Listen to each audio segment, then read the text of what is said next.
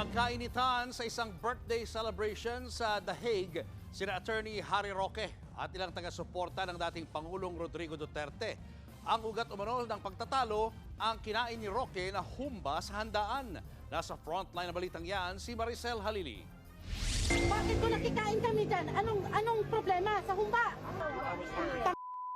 Dinig sa video ang babaeng nang gagalaiti nang kumprontahin ang content creator na si Alvin Dave Sarzate o mas kilala bilang si Alvin and Tourism sa The Hague, Netherlands. Nagdiriwang ng birthday noon si Alvin kasama ang ibang taga-suporta ni dating Pangulong Rodrigo Duterte.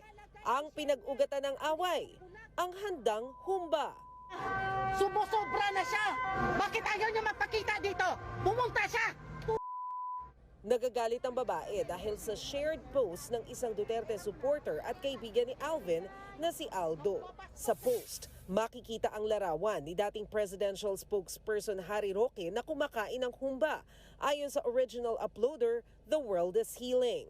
Sa caption naman ni Aldo, natuwa siyang na-enjoy ni Roque ang humba.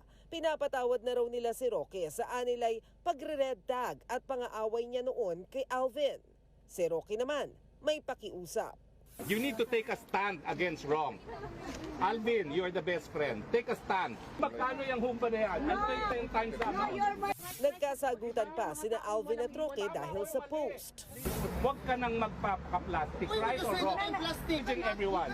Take a stand. Ako kasi yung sinira. Sa live video naman ni Alvin, may mga paglilinaw siya. Hindi po kami nag-away dahil sa humba. Nagalit po ang isa nating kababayan kasi I think meron na silang friction ni Aldo or whatnot. If we are an advocate of freedom of expression.